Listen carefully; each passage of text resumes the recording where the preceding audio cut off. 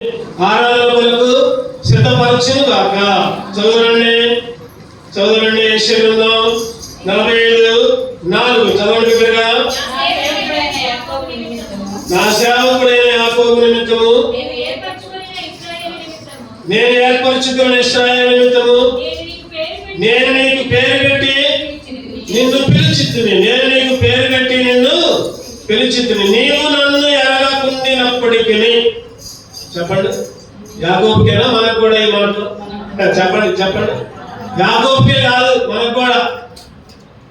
మనం దేవుణ్ణి ఎరగా ఒకప్పుడు. అందుకని అంటున్నాడు అక్కడ క్లియర్ గా, నీవు నన్ను ఎరగకుండినప్పటికీ యాకోబు నిమిత్తము నా సేవకుడు యాకోబు నిమిత్తం నేను ఏర్పరచుకున్న ఇశ్రాయేలు నిమిత్తం నేను నీకు పేరు పెట్టి నిన్ను పిలిచితిని. నేను నిన్ను అనే మాట చూసుకుందామా. ఇక్కడ చూస్తే నేను నిన్ను అనే విషయంలో ఆలోచిస్తే అదే యెషయా 44:1 చదవండి. అదే యెషయా 44:1. అయినను నా సేవకుడు యాకోబు నేను ఏర్పరచుకున్న ఇశ్రాయేలు వినుము, నిన్ను సృష్టించి గర్భంలో నన్ను నిర్మించి నీకు సహాయం చేయమని యెహోవా ఇలాగు సెలవిచ్చుచున్నాడు. నేను నిన్ను సృష్టించి, ఇందాకేం చదువుకున్నాం మనం, నేను నిన్ను పిలిచి, ఇప్పుడు నేను నిన్ను సృష్టించి, మూడోది అక్కడే ఉంది, నేను నిన్ను నిర్మించి. ఒకటోదేమో పిలిచాడు, రెండోదేమో ఏర్పరచుకున్నాడు, మూడోదేమో సృష్టించాడు, నాలుగోదేమో నిర్మించాడు. ఇంకొక మాట చూద్దామండి అక్కడనే యెషయా 43:4.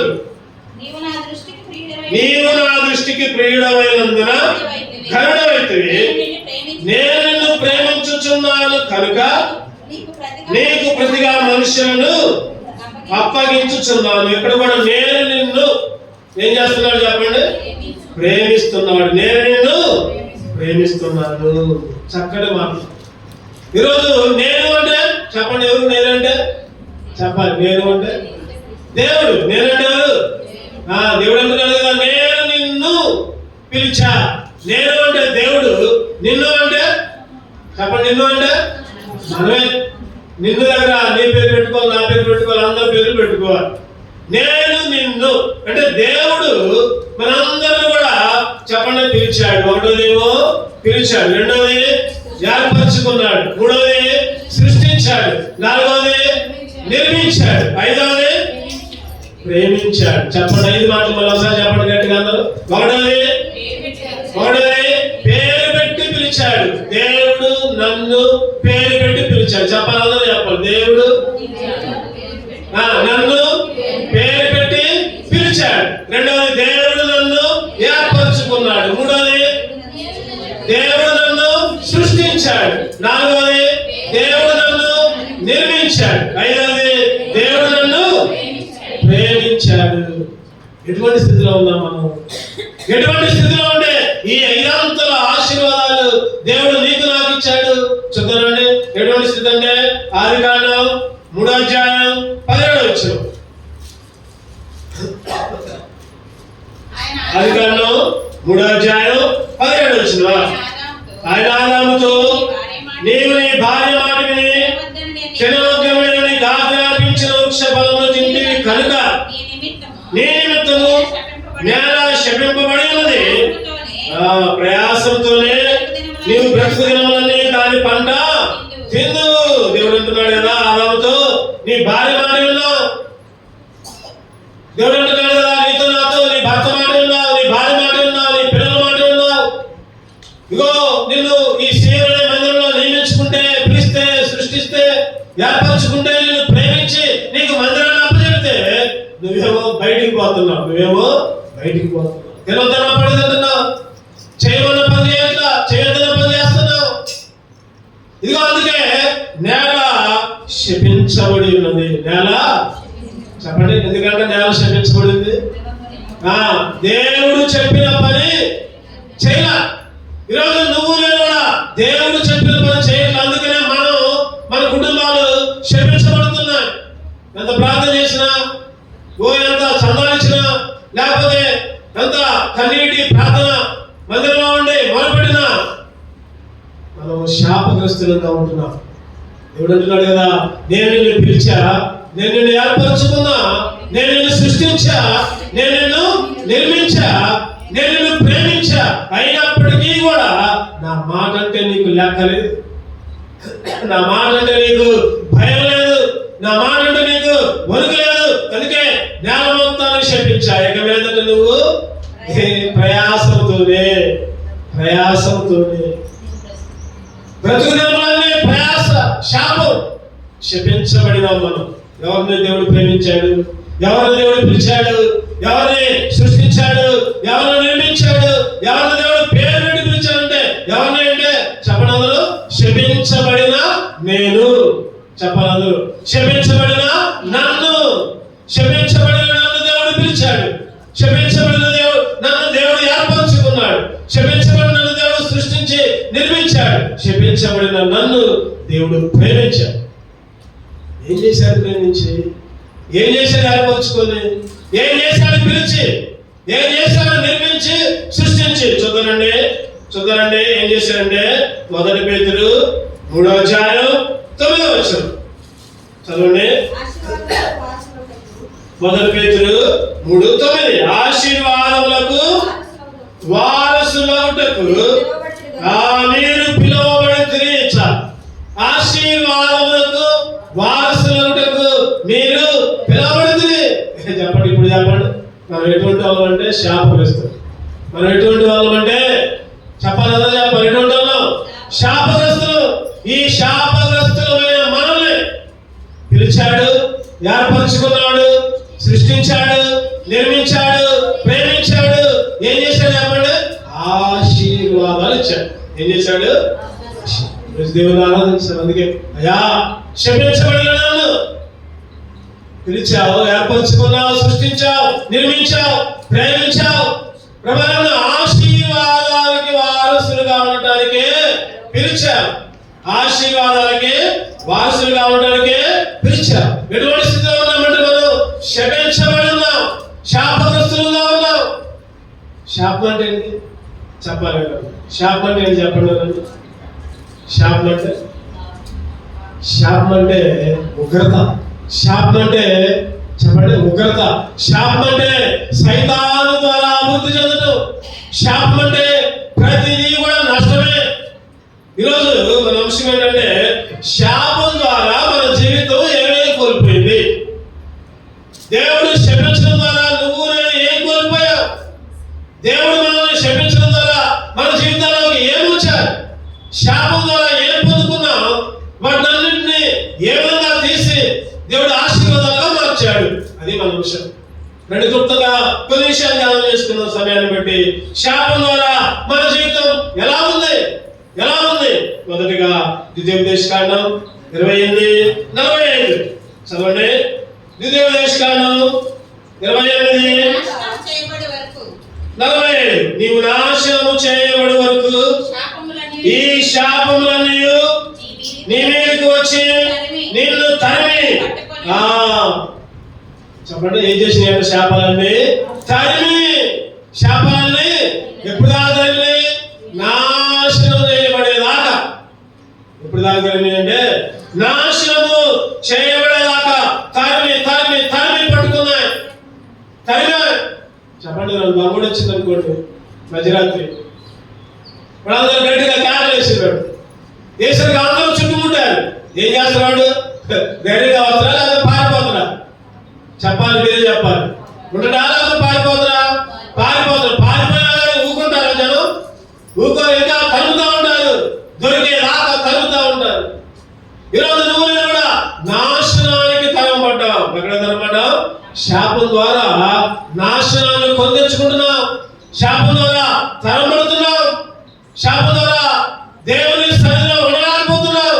శాపం ద్వారా సైతాను మనల్ని తోడుకుని పోతుంది. సైతాను మనల్ని ఆవరించి మనల్ని నడిపిస్తూ ఉంటుంది. ఆ రోజు వాడికి దెయ్యం పడితే ఏం చేసింది? వాళ్ళలో ఉన్న దెయ్యాలన్నీ ఏం చేసినాయి అంటే చెప్పండి. వాళ్ళలో ఉన్న దెయ్యాలన్నీ వాడిని సముద్రంలో దూకేటట్టు చేసి దురాత్మ, అపవిత్రాత్మ, పందులు, ఆ పందుల్లోకి పోయి పందులన్నీ సముద్రంలోకి పోయిన తర్వాత దూకి చచ్చిపోయింది. ఈరోజు నువ్వు నేను కూడా నాశనం ద్వారా శపించబడ్డావు, శాపం ద్వారా తరంబడ్డావు. కీర్తనలు 109:18. కీర్తనలు 109:18. చదవండి. తాను పైబట్ట వేసుకున్నట్లు వాడు శాపము ధరించెను. చాలు. వాడు పైబట్ట వేసుకున్నట్లు వాడు శాపాన్ని ధరించాడు. శాపం ధరించడం అంటే చెప్పాలి. శాపం ధరించడం అంటే పైబట్ట అంటే చీరలు కట్టుకునే బదులు శాపాన్ని కట్టుకున్నాం. షర్టు ప్యాంట్ వేసే బదులు ఏం కట్టుకున్నాం? శాపాన్ని కట్టుకుందాం. క్లియర్ గా రాయబడింది బైబిల్లో. ఏమంటే తాను పైబట్ట వేసుకున్నట్లు వాడు శాపము ధరించెను. పైబట్ట కప్పబడ్డావు. మనం శాపంతో కప్పబడ్డావు, శాపంతో నిండిపోయావు. శాపమును మనం ధరించాం అన్నమాట చెప్పాలంటే. శాపాన్ని తొడుక్కున్నాం. ఎక్కడ పోయినా శాపం పాటు. ఎంత దూరం పోయినా ఒక సామెత లేదండి ఈ లోకంలో. సామెత ఏంటంటే రామేశ్వరం అయినా ఏమవుతుందంట? శనేశ్వరం అన్నాడు. రామేశ్వరం అయినా శనేశ్వరం ఉందంట. ఇది ఈ లోక వాడుక భాష. కానీ ఆత్మీయంగా మాట్లాడితే ఎక్కడికి పోయినా ఏం చేసినా శాపము మనల్ని ధరించే మనతో పాటే వచ్చింది. నేను ఎక్కడికి పోతే అక్కడికి నా షర్టు ప్యాంటు కూడా వచ్చింది. అంతేనా కాదా? మీరు ఎక్కడికి పోతే అక్కడ మీరు వేసుకున్న డ్రెస్సులు మీ ఎమ్మడే వస్తూ ఉంటాయి. ఈరోజు శాపాన్ని ధరించిన ఒకప్పుడు నువ్వు నేను శాపాన్ని ధరించుకున్నావు. ఎట్లా ధరించుకున్నామంటే పై బట్టలాగా కప్పబడ్డాం. పై బట్టలాగా కప్పబడ్డాం. ఆ రోజు సైతాను తరిమింది నిన్ను. ఇశ్రాయేలు కూడా ఐగుప్తీయులు తరిమి కొట్టారంట. అక్కడ మానవుడు నిర్మాకాండం 14 అధ్యాయంలో చూద్దామండి. నిర్మాకాండం 14:17 వచ్చింది చదవండి. నిర్మాకాండం 14:17. ఇదిగో నేనే ఐగుప్తీయుల హృదయములను కఠినపరచుదును, వారు వీరిని తరుముదురు. ఏం చేస్తారని చెప్పండి. వాళ్ళు తరుముదురు. ఐగుప్తీయులు తరుముతా ఉంటున్నారు. ఈ రోజు నిన్న కూడా ఏం జరుగుతుంది? శాపం జరుగుతుంది. శాపం నుంచి తప్పించుకోలేకపోతున్నావు. శాపం తరుగుతుంది. అటువంటి పరిస్థితుల్లో శాపం ద్వారా తరబడిన పరిస్థితుల్లో దేవుడు ఆశీర్వాదాలు ఇచ్చాడు. అందుకే ఆరాధించాడు. ప్రభా నువ్వు నన్ను పిలిచావయ్యా, ఏర్పరుచుకున్నావు, సృష్టించావు, నిర్మించావు, ప్రేమించావు. శాపగ్రస్తంలో ఉంటే, శాపంలో ఉంటే, శాపానికి లోనై ఉంటే, శాపం ద్వారా తరబడి ఉంటే ఆశీర్వాదానికి వారసుడిగా పిలిచావనైనా. అందుకే నిన్ను ఆరాధిస్తున్నా. రెండోది చూద్దామండి. ఒకటోది గుర్తుపెట్టుకోండి, శాపం ద్వారా తరబడ్డాం. రెండోది చూద్దామండి. అదే వచ్చిందండి. ఇందాక చదువుకున్నామంటే ద్వితీయోపదేశకాండం 28:45. ద్వితీయోపదేశకాండం 28:45. నీవు నాశనము చేయబడి వరకు ఈ శాపములను నీ మీదకి వచ్చి నిన్ను తరిమి నిన్ను పట్టుకొను. రెండోది ఏం చేస్తాను చెప్పండి? శాపాలు ఏం చేస్తాయి? పట్టుకుంటున్నాయి.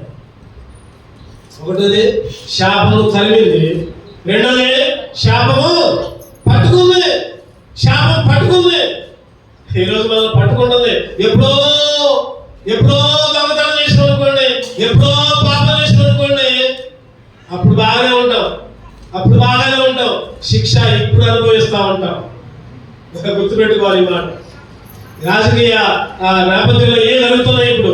అప్పుడెప్పుడో ఏయో మాట్లాడితే ఇప్పుడు జైల్లో పడుతున్నారు. అప్పుడెప్పుడో ఏదో చేస్తే ఇప్పుడు శిక్ష. నిజమే, కరెక్టే. ఎప్పుడో నువ్వు పాపం చేసినా సరే నీ శాపం వదిలిపెట్టదు. ఏదో ఒక రోజు నువ్వు శిక్షింపబడాలి. అది దేవుడు రాసిన పుస్తకం. అది దేవుడు రాసిన విధి. ఆ విధిని ఎవరు కూడా మార్చలేరు. నేను ఎప్పుడో పాపం చేశాగా, ఇప్పుడేంటి నాకు శిక్ష? ఇప్పుడే వచ్చింది నీకు శిక్ష. శాపం వదిలిపెడదు, శాపం పట్టుకున్నది. ఆ రోజు కొంతమంది ఒక స్త్రీని పట్టుకున్నారు, పాపం చేస్తాడు. పట్టుకొని ఏం చేశారు చెప్పండి? ఏం చేశారు? రాళ్ళు కొట్టి చంపాలి. అక్కయితే రాళ్ళు పట్టుకున్నారు. ఆ స్త్రీని యేసుక్రీస్తు దగ్గర తీసుకుని వచ్చారు. ఏ స్త్రీ దేంతో పట్టబడింది? పాపముతో. చదవనమాట ఎక్కడ ఉందో, ఎక్కడది? యోహాను సువార్త 8వ అధ్యాయం చదవండి. 8వ వచనం. యోహాను సువార్త 8:4. బోధకుడా, ఈ స్త్రీ వ్యభిచారం చేయుచుండగా పట్టబడదు. ఎక్కడ పట్టబడదు చెప్పండి? ఆ స్త్రీ వ్యభిచారం చేస్తుంటే పట్టబడదు. అందరూ కలిసి పట్టుకొని వచ్చారు. అందరూ కలిసి పట్టుకొని పాపముతో పట్టబడిన స్త్రీ అందరూ వచ్చి దేవుని అడుగుతున్నారు, అయ్యా రాళ్ళతో కొట్టి చంపాలి కదా. చంపు. మరి యేసుక్రీస్తు ఏం చేశాడు? చెప్పాడా? రాళ్ళతో కొట్టమన్నాడా? ఏమన్నా తలకాయించుకొని రాస్తాడు. తలకాయించుకొని జ్ఞాన మీద రాస్తుంటే వాళ్ళందరికీ అర్థమైపోయింది. రాస్తుంటే ఎవరు చూస్తే వాడికి వాళ్ళ పాపాలు కనపడుతున్నాయి. అక్కడ ఎవరు చూస్తే వాళ్ళకి వాళ్ళ పాపాలు కనపడుతున్నాయి. అయ్యో వాడు దొంగతనం చేసిన అనుకోండి, వాడి దొంగతనాన్ని రాస్తున్నట్టు కనపడు. వాడు వ్యభిచారం చేస్తుంటే అరే నువ్వు వ్యభిచారం చేసినవిగా రాస్తున్నట్టు కనపడుతున్నాడు. ఒక్కొక్కరికి ఒక్కొక్క పాపం కనపడింది. దేవుని ముఖ కాంతిలో రహస్య పాపాలన్నీ ఏమైతే చెప్పండి? కనపడతాయి, కనపడవా? దేవుని సన్నిధికి వస్తే మన తప్పులన్నీ కనపడతాయి. ఎవరు చెప్పాలి? రహస్య పాపాలన్నీ. కీర్తనలు ఎక్కడుందన్నమాట? కీర్తనలు 90వ అధ్యాయం చదవండి. రహస్య పాపాలన్నీ ఎక్కడ వచ్చిందని చెప్పండి. కీర్తనలు 98. మా దోషములను నీవు నీ ఎదుట ఉంచుకుని ఉన్నావు. నీ ముఖ కాంతిలో మా రహస్య పాపములన్నీ కనబడుతుంది. చాలు, వాళ్ళకి కనపడుతున్నాయి. యేసుక్రీస్తు రాస్తుంటే వాళ్ళ పాపాలన్నీ కనపడుతున్నాయి. రాళ్ళేసారా వాళ్ళు? చెప్పండి, రాళ్ళేసారా? ఒక్కొక్క రాయి కింద పడేసి తలకాయించుకొని పోయారు. ఒక్కొక్క రాయి కింద పడేసి తలకాయించుకొని పోయారు. అమ్మా ఎవరు నిన్ను శిక్షించలేదా? ఎవరు శిక్షించలేదయ్యా అనుకుంది పాపం. అమ్మాయి పట్టబడి పాపంతో పట్టబడి తీసుకొని వచ్చినట్టే అనుకుంది. ఇక నా పని అయిపోయినట్టే ఎలా అనుకున్నాడు. ఇక నేను చచ్చినట్టే ఎలా అనుకున్నాడు. ఎందుకంటే రాళ్ళతో కొట్టడం మామూలు కాదు.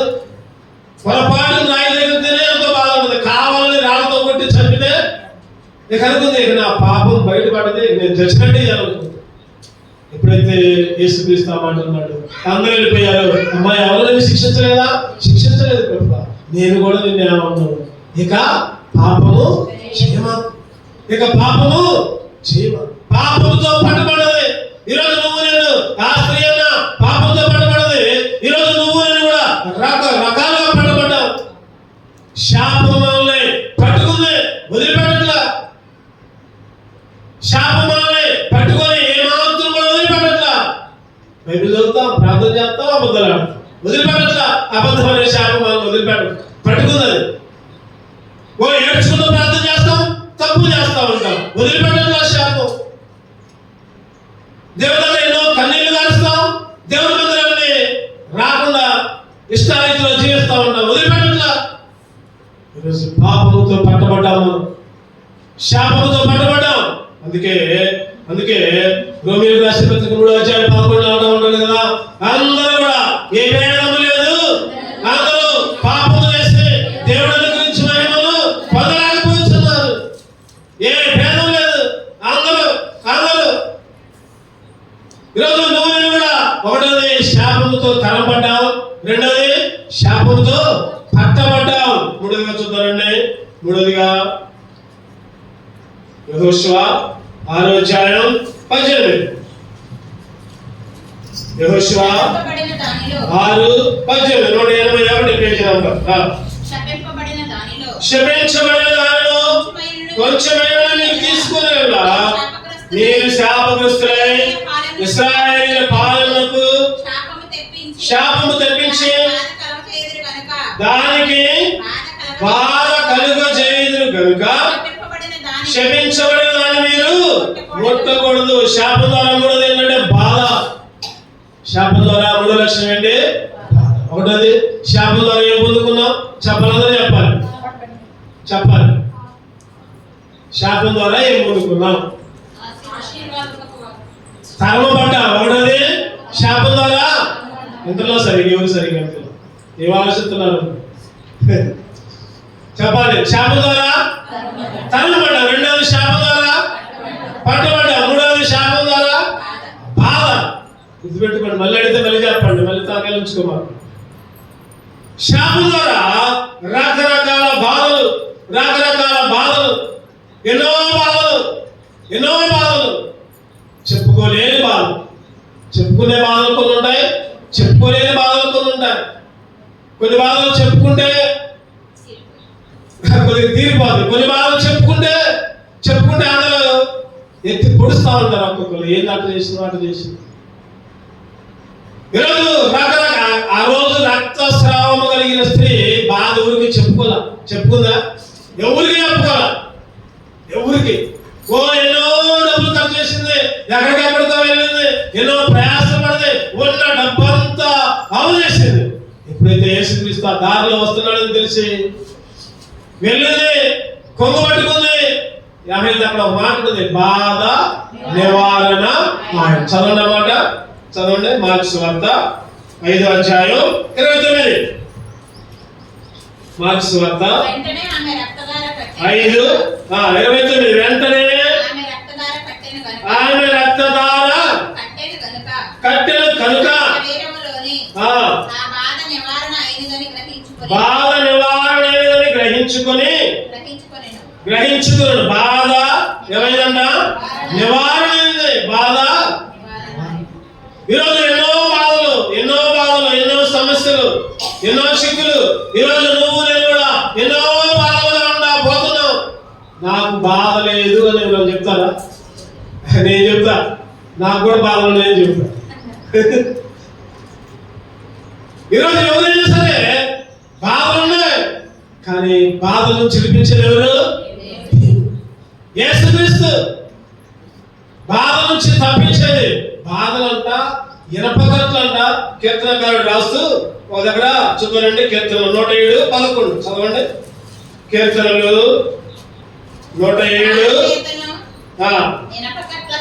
107:11 బాధల చేతను ఇనపకట్ల చేతను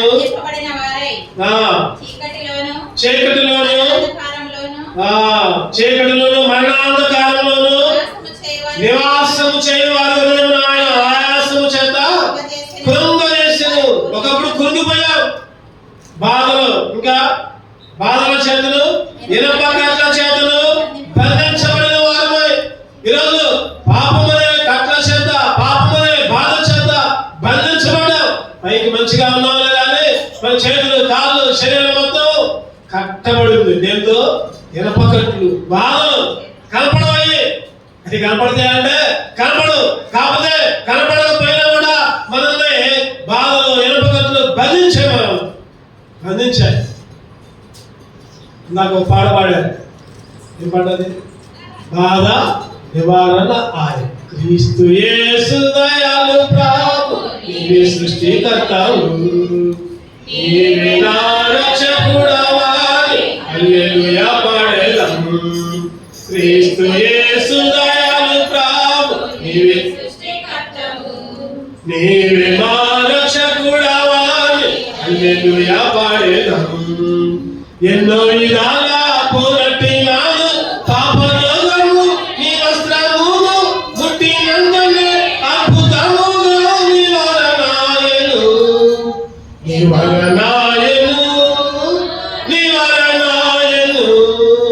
ప్రియ యేసు నివారణాయను ప్రియ యేసు నివారణాయను నివారణాయను నివారణాయను నివారణాయను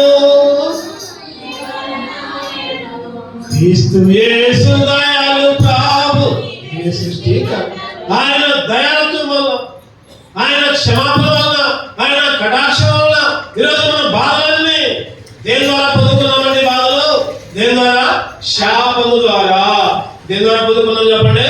శాపము ద్వారా పొందుకున్నాం. మూడవది 4వ చూడండి. ఇర్మియా 23:10. ఇర్మియా గ్రంథం శక్తి అధికారులతో నిండి ఉన్నది. ఇర్మియా గ్రంథం 23 దేశము వ్యభిచారముతో నిండి ఉన్నది, జనుల నడవడి చెడ్డదాయను, వారి శౌర్యము అన్యాయములకు ఉపయోగించుతున్నది కనుక శాపగ్రస్తమై దేశము దుఃఖపడుచున్నది. శాపగ్రస్తమై దేశము దగ్గర ఏం పెట్టుకోవాలని చెప్పా ఇంతకుముందు గుర్తుందా? కన్నా దేశం దగ్గర మనం కాదు, ఇంకో మాట చెప్పాడు, మన కుటుంబం.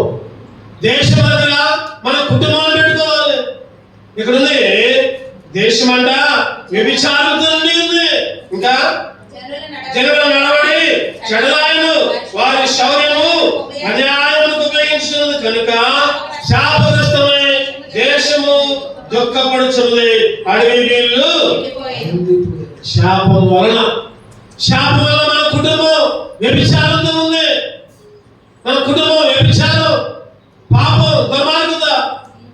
మన పిల్లలు పాపంలో ఉన్నారు, వ్యభిచారంలో ఉన్నారు, ఎండిపోయారు, దుఃఖపడుతున్నారు.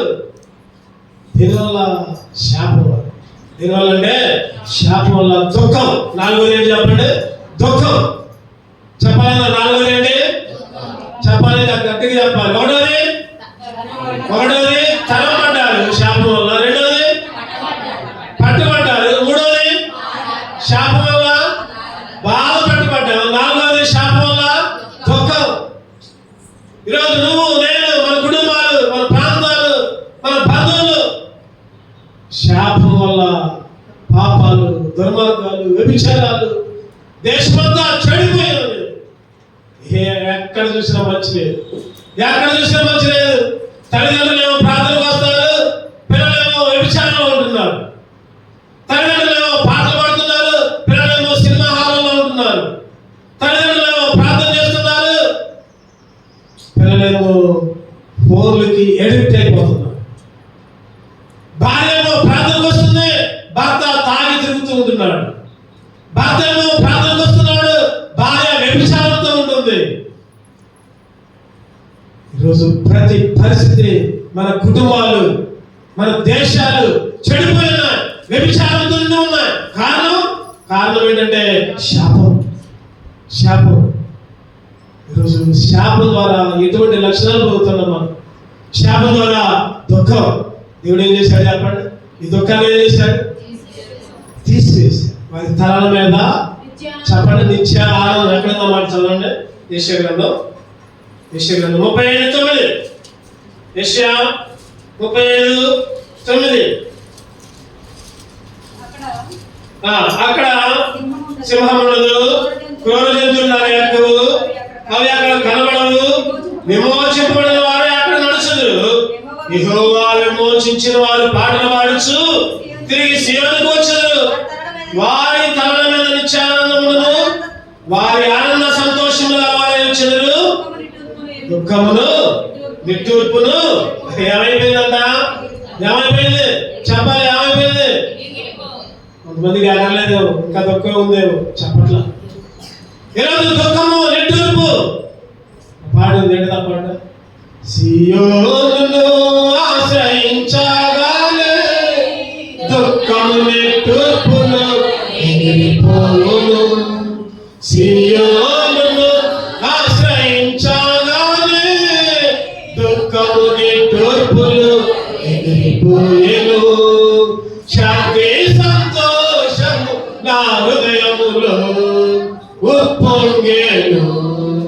శాంతి సంతోషము నా హృదయములో ఉప్పొంగెను. స్తుతి స్తోత్రం హల్లెలూయా. స్తుతి స్తోత్రం హల్లెలూయా. కొంతమంది ఎప్పుడు ఏడుతూనే ఉంటారు. ఎప్పుడు దుఃఖమే, ఎప్పుడు ఏదో కోల్పోయిన బాధ. నాకు అది లేదు, నాకు ఇది లేదు, నాకు అది కావాలి, నాకు ఇది కావాలి.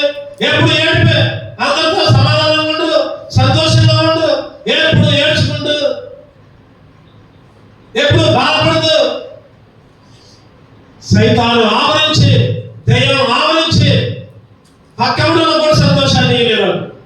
వాళ్ళు సంతోషంగా ఉండరు. చెప్పండి, పక్కన భర్తకు సంతోషం ఇయ్యరు, భార్యకు సంతోషం ఇయ్యరు, పిల్లలకు సంతోషం ఇయ్యరు. వాళ్ళే సంతోషంగా ఉండరు. ఎప్పుడు ఏడవడం, సియోనులోకి వస్తే చెప్పండి ఏం కావాలి? వారి తలల మీద నిత్య ఆనందం, దుఃఖం. యవనస్తురాలంట, నిజంగా జరిగింది సార్. చదువుకుంది కాలేజీలో చదువుకుంది, కాలేజీ అయిపోయింది, అన్నిళ్ళు చౌదరిస్తూ చదువుకుంది, కాలేజీ అయిపోయింది. కాలేజీ అయిపోయిన తర్వాత నాన్న ఏం చేసిందంటే, ఇక లాభాల కాలేజీ లాభాల హాస్టల్లో ఉంచాలనుకొని మంచి క్రిస్టియన్ హాస్టల్ చూసి డిగ్రీలో చేర్పించింది. ఇంటర్మీడియట్ అయిపోయింది, డిగ్రీలో పోయింది. ఆ కాలేజీ చాలా డిసిప్లిన్. పొద్దున్న ప్రార్థన, సాయంత్రం ప్రార్థన, అన్నది లేనప్పుడు ప్రార్థన, మధ్యాహ్నం ప్రార్థన, రోజుకు ఒక వాక్యం అప్పచెప్పడం, చాలా డిసిప్లిన్. అటు చదువు ఉంది, ఇటు భయం ఉంది, దేవుడు అంటే భక్తి కూడా ఉంది. అటువంటి కాలేజీలోకి వెళ్ళింది. అప్పుడు దాకా బయట తిరిగిన అమ్మాయి ఒకసారి కాలేజీలోకి వెళ్ళేసరికి తట్టుకోలేకపోయింది. అమ్మో ఎంత ఎంత జైల్లో ఉంది, నేను ఇక్కడ ఉండలేను. ఎట్లా ఉందంటే జైల్లో ఉందంట. ఎట్లా ఉంది చెప్పండి? మా ఇంటికి కొంతమంది బంధువులు వస్తారు అప్పుడప్పుడు, వచ్చి మీ ఇల్లు జైల్లో ఉందంటారు. జైల్లో అంటే దాంతో ఏంటంటే సినిమాలు ఉండవు, టీవీలు ఉండవు, సీరియల్ ఉండవు అనుకుంటా ఉంటారు. అక్కడ పోతే జైలు అనుకుంటారు. నేను అనుకుంటా దేవునికి స్తోత్రం అనుకుంటా. ఈరోజు ఆ అమ్మాయి కూడా ఏమనుకుందంటే ఈ జైల్లో నేను ఉండలేను, పారిపోదాం అనుకుని ప్రయత్నం చేసింది. అన్ని చదువుకుంది, గేడ దాకా వచ్చింది. వాటిని పట్టుకుని అమ్మని లోపలేసారు. తల్లిదండ్రులకు ఫోన్ చేస్తే తల్లి అన్నారు కదా, మీరు ఏమన్నా చేయండి, కొట్టండి, తిట్టండి, ఏమన్నా చేయండి, మా అమ్మాయిని మాత్రం ఇంటికి పంపిమాకండి. ఈ 3 సంవత్సరాలు ఏడ్చినా మొరపెట్టినా అక్కడ ఉండాల్సిందే. నిజంగానే తల్లిదండ్రులు ఆ మాట వేసరికి కాలేజీ వాళ్ళకు కూడా కొద్దిగా ధైర్యం వచ్చింది. కొంతమంది తల్లిదండ్రులు అక్కడ ఉంటారు కదా, మా అమ్మాయిని పంపిండి మా ఇంటికి. మా అమ్మాయి అక్కడ ఉండలేదులే, మా అమ్మాయికి ఎటువంటి అలవాట్లు ఉండవులే, ఇంటి దగ్గర నుంచి పోదులే. నిజంగా ఆ 3 సంవత్సరాలు అక్కడ ఉంది. ఏదైతే ఇష్టం లేదో ఆ అమ్మాయి ఇష్టపడదు.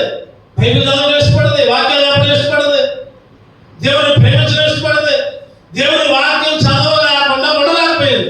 3 సంవత్సరాలు అయిపోయినాయి.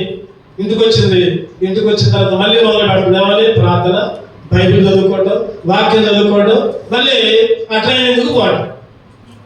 తల్లిదండ్రులు ఆశ్చర్యపోయారు. అరే మా అమ్మాయిని భయభక్తులతో ఉందామని పంపించిన కదా, ఎంత పిచ్చా దేవుడు అంటే. వద్దు, బైబిల్ చదువుకోవద్దు, ప్రార్థన చేసుకోవద్దు. గద్దిస్తే ఏంటదా చెప్పండి, అనుభవం ఆడిపోతే 3 సంవత్సరాలు కాలేజీలో చక్కటి అనుభవాలు, చక్కటి వాక్యాలు చక్కగా నేర్చుకుంది. తల్లిదండ్రులు గద్దించినప్పుడు ఊకోలా. చర్చికి పోతే ఆ చర్చి అయ్యారు అన్నారు కదా, అమ్మా మీ ఇంట్లో వాళ్ళు ఎట్లా అన్నారు, చెప్పేది ఇంట్లో ఎట్లా అన్నారండి అని చెప్తే, అమ్మా ఏం చేయక్కర్లా, నువ్వు పెళ్లి చేసుకో, మంచి విశ్వాసాన్ని పెళ్లి చేసుకో అని చెప్తే, ఆ అమ్మాయి నిజంగా తల్లిదండ్రులు ఎదిరించి ఒక రక్షణ పొందిన వ్యక్తిని పెళ్లి చేసుకో. రక్షణ పొందిన వ్యక్తిని, బాప్తిసం తీసుకున్న వ్యక్తిని. తల్లిదండ్రులు అన్నారు కదా, నీకు మంచి సంబంధం, భార్య సంబంధం, లేకపోతే ఆ సంబంధం, ఈ సంబంధం, మంచి ఉద్యోగస్తులు. ఆ అమ్మాయి కదా, యేసుక్రీస్తు నమ్ముకుంటేనే పెళ్లి చేసుకుంటాను, లేకపోతే నేను పెళ్లి, ఎంత ఉద్యోగం ఉన్నా పర్వాలేదు, ఎంత అమెరికా పోయే పరిస్థితి వచ్చినా నాకొద్దు. యేసుక్రీస్తుని నమ్ముకుంటేనే నేను పెళ్లి చేసుకుంటాను. చివరికి తల్లిదండ్రులు కుదరదన్నారు, వేరే పెళ్లి చేయడానికి సిద్ధపడ్డారు. ఈ అమ్మాయి ఏం చేసిందంటే చర్చి దగ్గర పోయింది, అయ్యగారి దగ్గర పోయింది, అయ్యగారికి సంగతి చెప్పింది. అయ్యగారు మీరే నాకు దిక్కంటే, అయ్యగారు ఏం చేశారంటే ఆ తల్లిదండ్రులకు ఫోన్ చేసి, అయ్యా వదిలిపెట్టుకోండి మీ అమ్మాయిని, మేము పెళ్లి చేస్తున్నాం, మీకు ఇష్టమైన వచ్చి ఆశీర్వదించడం, లేకపోతే లేదని చెప్పారు.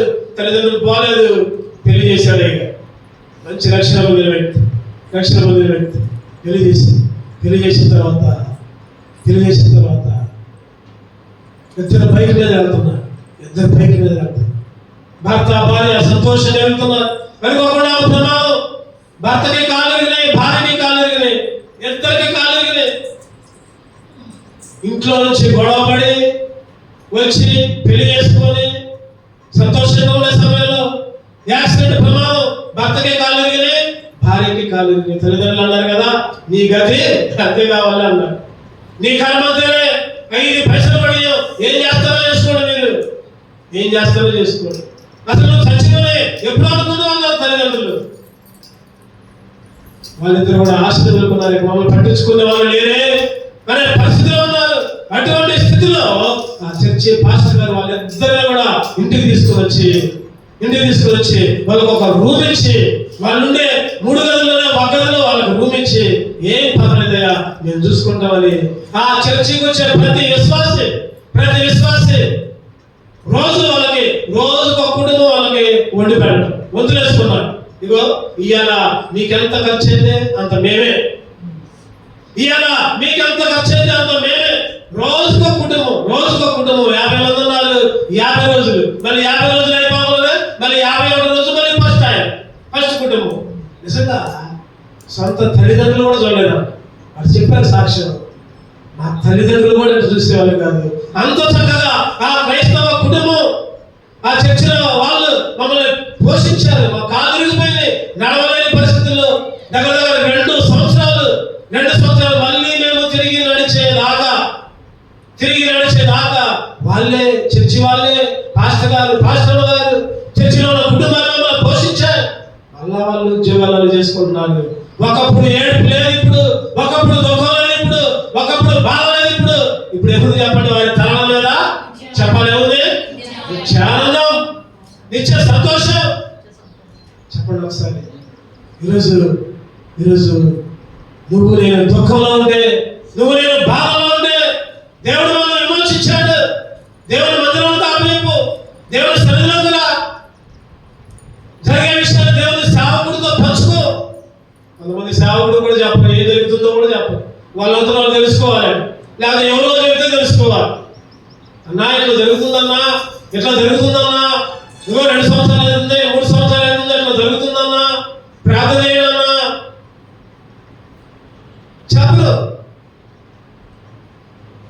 గద్దిస్తే రెండు, మనం గద్దీలు మళ్ళీ ఇంకొకళ్ళు గద్దిస్తే ఊకోమని. ఈరోజు అందుకనే శాపాల ద్వారా దుఃఖపడుతూ ఉంటున్నారు చాలా మంది. శాపం ద్వారా ఏడుస్తుంటున్నారు, శాపం ద్వారా కన్నీళ్లు కాలుస్తుంటున్నారు. దేవుడు ఏం చేశాడంటే చెప్పండి, మన తలల మీద నిత్య ఆనందం ఉంచాడు, నిత్య సంతోషం ఉంచాడు. సంతోషం పొంగింది, సంతోషం పొంగుచున్నది.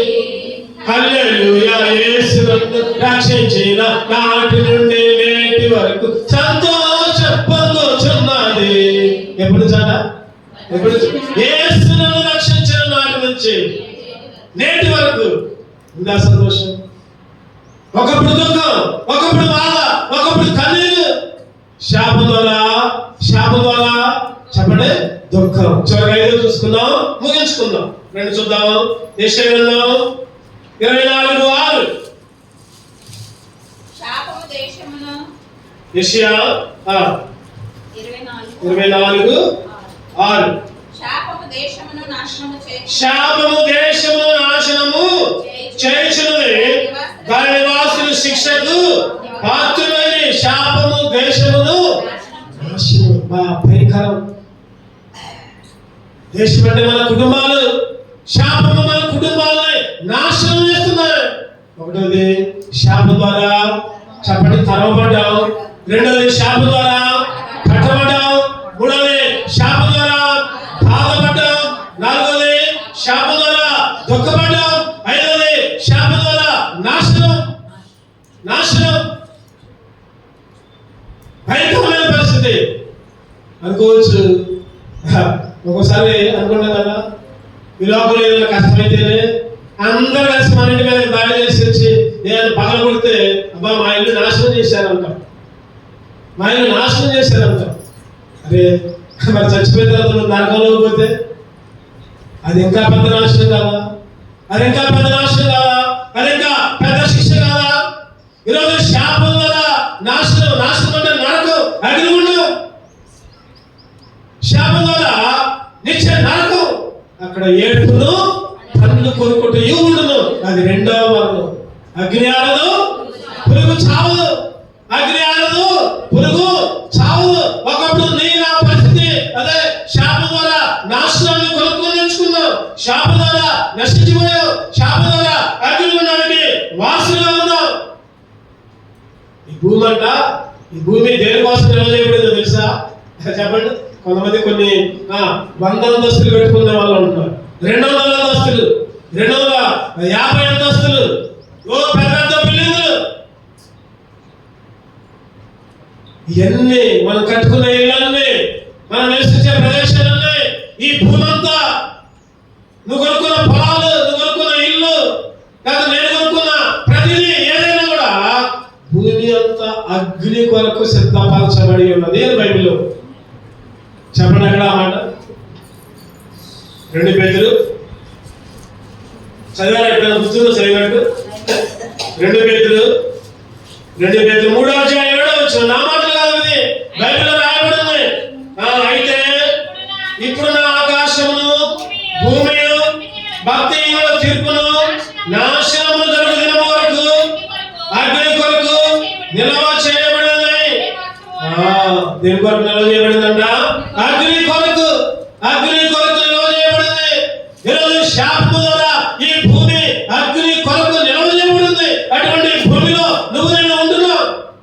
అటువంటి పరిస్థితుల్లో దేవుడు పేరు పెట్టి పిలిచాడు. ఎట్లా పిలిచాడు చెప్పండి? పేరు పెట్టి. ఇంకా ఏం చేశాడు? ఏర్పరుచుకున్నాడు. ఇంకా ఏం చేశాడు? సృష్టించాడు. ఇంకా ఏం చేశాడు? నిర్మించాడు. ఇంకా ఏం చేశాడు? ప్రేమించాడు. శాపంలో ఉన్న నిన్ను ఆశీర్వాదాలకు వారసులుగా ఉండటానికి పిలిచాడు. ఈరోజు నువ్వు నేను నశించిపోయిన పరిస్థితుల్లో నేను ఒక్కలేగా, వాళ్ళొక్కలేగా, వీళ్ళొక్కలేగా, ఒక్కలేగా సమస్య. ఆ రోజు 100 గొర్రెలు ఉన్నాయంట కాపరికి, 99 గొర్రెలు దొడ్లోనే ఉన్నాయి. ఒక్క గొర్రె ఏమైంది? ఒక్కరు తప్పిపోతే 99 గొర్రెలను వదిలిపెట్టి ఒక్క గొర్రె కోసం పోయాడు. ఒక్క గొర్రె కోసం పోయి ఆ గొర్రె దొరికి దూరాడుకొని భుజాల మీద వేసుకుని వచ్చి సంతోషాన్ని పొంది అందరూ చెప్పడా నా గొర్రె తప్పింది, దొరికిందని పంచుకున్నాడు. లోకస్వార్త 15వ అధ్యాయంలో చూస్తే, అదే 15వ అధ్యాయంలో వెండి నాణ్యాలు కూడా ఒక నాణ్యం పోయింది, దొరికింది, అందరితో పంచుకుందంట. అందరితో పంచుకుంది, విధి చేస్తుందంట. ఆహా నాకు నాణ్యం దొరికింది, ఆహా నాకు గొర్రె దొరికింది. అదే అధ్యాయంలో తప్పిపోయిన కుమారుడు కూడా అదే పరిస్థితి. 3 ఆ అధ్యాయంలో లోక 15లో తప్పిపోయారు, దొరికారు. చివరికి దొరికితే వాళ్ళ సంతోషము పట్టుకోలేకపోయారు. ఆ పట్టుకోలేకపోయి విందు చేశారు. ఇగో నా తప్పిపోయిన ఈ కుమారుడు దొరికాడు, విందు చేసుకున్నారండి. క్రొవ్విన దూడ. నువ్వు నేను కూడా తప్పిపోయాను. ఈ భూలోకంలో అగ్నిగుణానికి సిద్ధపరచబడిన ఈ లోకంలో తప్పిపోయి నాశనానికి గురైండే యేసుక్రీస్తు నీ కొరకు నా కొరకు ప్రాణం పెట్టి శాశ్వతంగా ప్రేమించి, చెప్పండి, ఒకరోజు ప్రేమ కాదు, ఒకరోజు కాదు, ఒక సంవత్సరం కాదు, డబ్బులు ఉన్నప్పుడు కాదు, లేకపోతే ఆరోగ్యం ఉన్నప్పుడు కాదు, అందం ఉన్నప్పుడు కాదు, శాశ్వతం. ఎటువంటి పరిస్థితి అయినా. అందుకని పిల్లలలో ప్రమాదం చేస్తారు. కష్టమందును నష్టమందు, లాభమందును మేలు, వ్యాధి అందును బాధ, నిన్ను వదిలిపెట్టను ప్రమాదం చేస్తారు పెళ్లి కొడుకు పెళ్లి కూతురు. ఈరోజు దేవుడు సంఘాన్ని ప్రేమించాడు. ఎటువంటి పాపులమైన, దుర్మార్గులమైన, ఎందుకు పనికిరాని పరిస్థితిలో ఉన్న, మురికి కోపంలో నశించిపోతున్న, నాశనకరమైన జిగడగల దొంగ ఊపిలో ఉన్నా కూడా ఆయన అంటున్నాడు, ఇదిగో శాశ్వతముగా నేను ప్రేమిస్తున్నాను. ఎక్కడున్న మాట చదువుకొని ముగించుకుందాం. 31:3. చాలా కాలం క్రిందట యెహోవా నాకు ప్రత్యక్షమై ఇట్లా శాశ్వతమైన ప్రేమతో నేను నిన్ను విడువకని ఎడల కృప చూపుచు. శాశ్వతంగా విడవట్లయిన మనం వదిలిపెడుతున్నదని ఆయన వదిలిపెట్టట్లా. శాపంతో నిండి మనల్ని, ఒకటోది శాపంతో తరంపడ్డ మనల్ని, రెండోది శాపంతో పట్టబడిన మనల్ని, మూడోది శాపంతో బాధలో ఉన్న మనల్ని, నాలుగోది శాపంతో దుఃఖంలో ఉన్న మనల్ని, ఐదవది శాపంతో నాశనానికి సిద్ధపడే మనల్ని దేనికి పిలిచాడు? ఆశీర్వాదాలు. 1 పేతురు చదవడం మాట మరొకసారి ముగించుకుందాం. 1 పేతురు 3:9. 1 పేతురు 3:9. ఆశీర్వాదములకు వారసులకు మీరు పిలవబడుతుంది. ఆశీర్వాదాలకి వారసులుగా ఉండడానికి దేవుడు వాళ్ళని పిలిచాడు. అందుకే ఈరోజు దేవుని స్తుతించాలి, ఆరాధించాలి. అటువంటి ఆరాధన చేసిన దేవుడు వాళ్ళని సిద్ధపరచును కాదు. 2 నిలబడదాం. పాట